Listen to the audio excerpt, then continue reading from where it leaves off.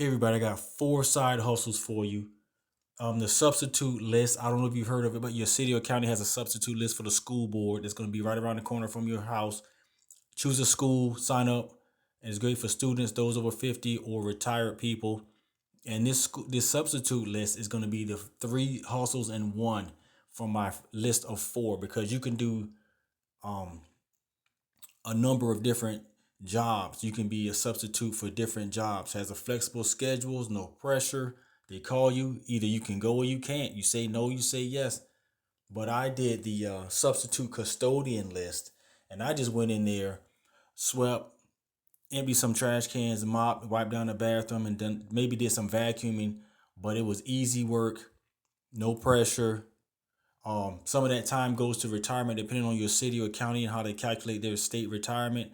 And I've also seen people who've done this and they got offered full time jobs. I don't know if you want to go that route, but once you get in, it's pretty good, especially for, like I said, for a student, someone retired over 50, or someone who's not trying to do a lot and make too much money, or you can go hard and get a lot of money, depending on how many times they call you.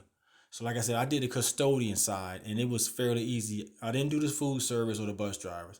So, like I said, I just empty some trash, sweep and mop. You can go fast or slow. You're on the clock for the same amount of hours, so you can drag it out or you can knock it out fast. I used to knock it out fast and relax.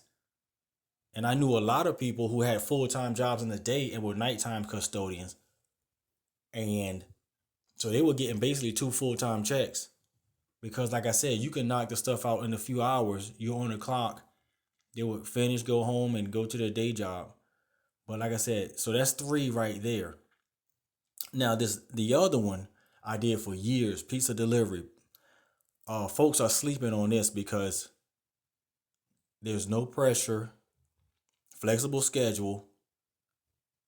Um, you do use your vehicle, but they compensate you for that. And I only was spending like $8 in gas every night, so I wasn't even spending a lot of money in gas. I had a four cylinder, so it's overstated how people say you lose money on gas. Anyways, you get paid a couple of ways. Now, you're gonna be on the clock. It could be like $2 to $3 an hour because you get tips, and you also get $1 or $2 depending on the restaurant you're working for. Every time you go out, they're gonna pay you for a delivery, even if they're neighbors. That's two times you're getting paid, and then you're getting tips. So you're on the clock. You get tips, and the store is paying you for just running out. Sometimes you run out with three deliveries, and that's like maybe $6 from the store, and you can tip all those from all those deliveries, and so that comes out to cash. And the delivery thing, the pizza delivery thing, I did for like 6 years, so I really uh made some money doing that, and I stuck with it because I like the cash. And I did the dinner rush. You can make more money depending on you want to do the lunch rush or the dinner rush.